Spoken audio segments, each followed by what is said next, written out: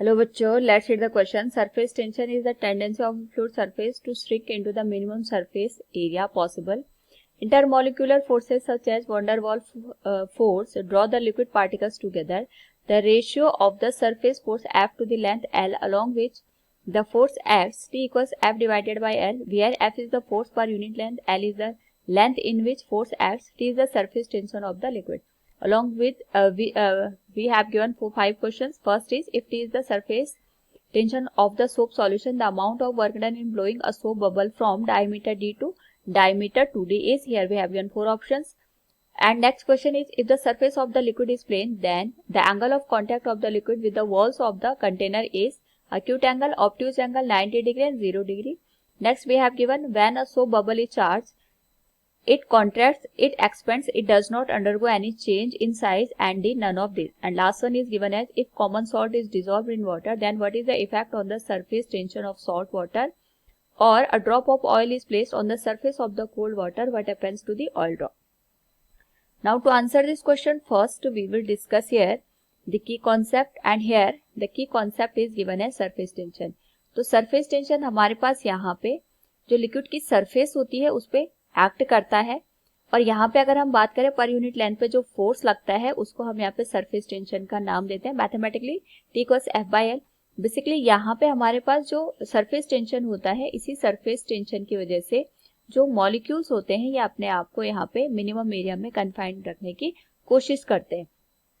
और यहाँ पे हमारे पास जब मिनिमम एरिया में जो मॉलिक्यूल्स अपने आप को रखेंगे तो हमारे पास जो फोर्स एक्ट करेगा पर यूनिट लेंथ पे उसको हम सरफेस टेंशन का नाम देंगे. सेकंड हम यहाँ पे यूज करेंगे एंगल ऑफ कांटेक्ट का. एंगल ऑफ कांटेक्ट हमारे पास यहाँ पे जो डिफरेंट सरफेसेस होती है उनके बीच में एक्ट करती हैं. सपोज ये हमारे पास यहाँ पे कंटेनर है और यहाँ पे हमने इसको लिक्विड ले लिया. लिक्विड की जो सरफेस बनी इस तरीके से भी बन सकती है, और लिक्विड की जो सरफेस है इस तरीके से भी बन सकती है, और इस तरीके से भी प्लेन सरफेस हमें देखने को मिल सकती है.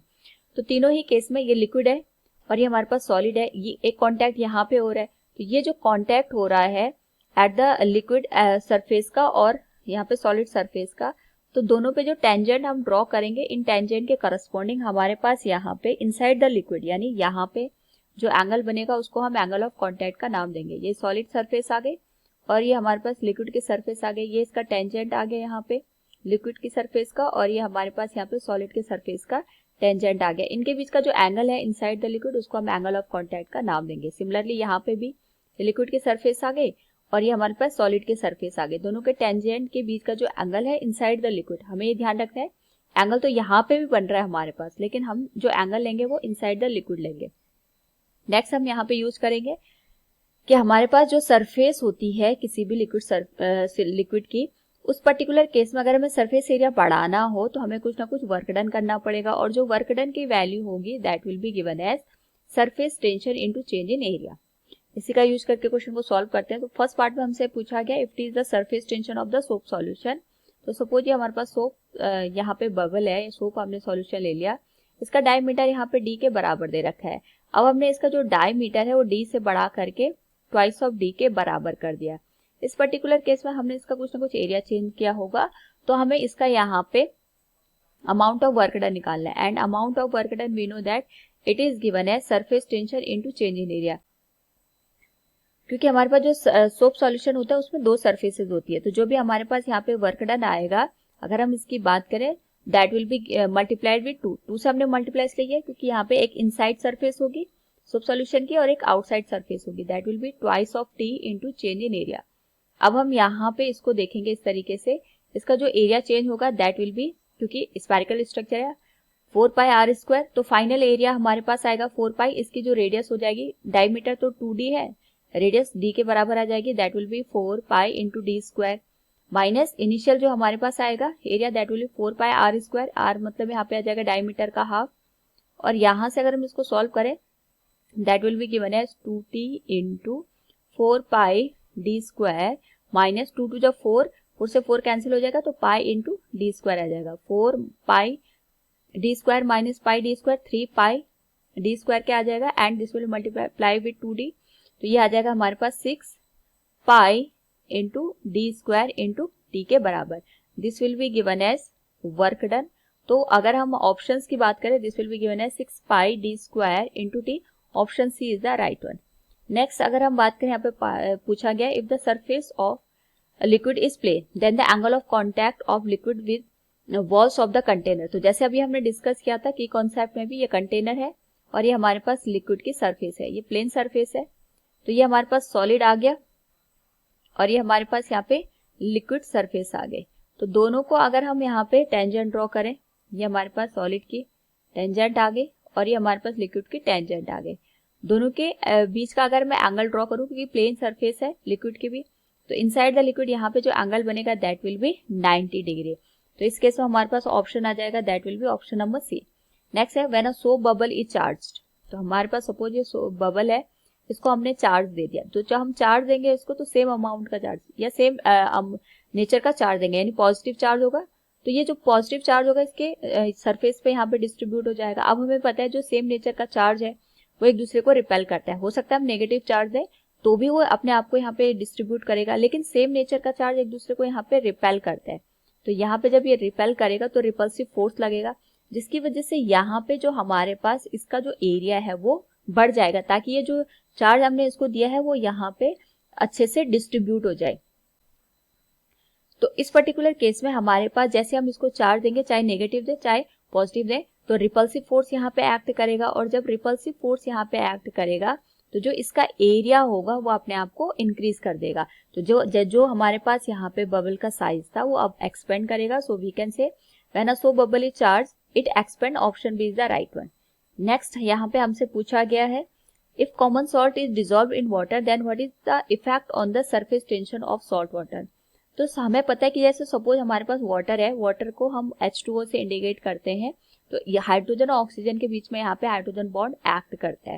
लेकिन जैसे हम इसमें यहाँ पे सॉल्ट डालेंगे, वी नो दैट सॉल्ट होता है हमारे पास NaCl, तो जैसे हम यहाँ पे सॉल्ट डालते हैं वाटर में तो ये सॉल्ट है डिजोल्व हो जाता है, या हम कह सकते हैं ये अपने आयंस में यहाँ पे ब्रेक हो जाते हैं Na+ एंड Cl-।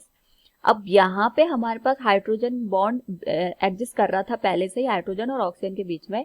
जैसे हमने यहाँ पे NaCl को इंट्रोड्यूस किया तो ये अपने आयंस में ब्रेक हो गया। अब जो ये Na+ आयन है ये हमारे पास जो पार्शियली नेगेटिव आयन है ऑक्सीजन का उसकी ओर अट्रैक्ट हो जाता है, और जो हमारे पास यहाँ पे क्लोरीन का आयन है वो जो हमारे पास हाइड्रोजन का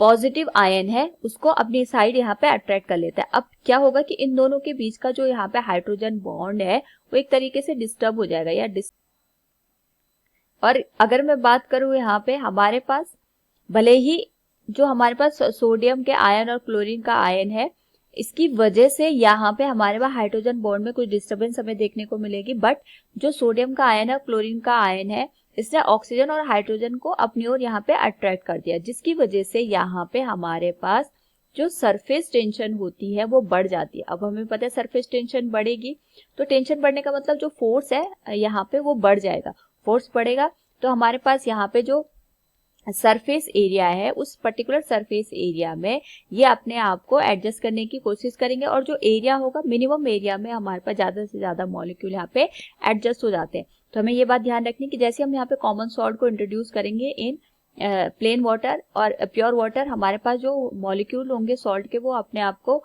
आयन में ब्रेक कर लेंगे, और ब्रेक होने की वजह से भले ही हाइड्रोजन बॉन्ड को ऑक्सीजन और हाइड्रोजन के बीच में डिस्टर्ब कर दें, लेकिन यहाँ पे जो ओवरऑल सरफेस टेंशन है वो हमारे पास बढ़ जाएगा। तो जैसे हम क्वेश्चन में हमसे पूछा गया है if common salt is dissolve in water then what is the effect on the surface tension of this salt water. तो जो सरफेस टेंशन हो जाएगा वो हमारे पास यहाँ पे इंक्रीज हो जाएगा। नाउ यहाँ पे जो हमारे पास एक और पार्ट में पूछा गया drop of oil is placed on the surface of the cold water what happens to the oil drop. तो सपोज हमारे पास यहाँ पे कंटेनर है, इसमें मैंने कोल्ड वाटर ले रखा है।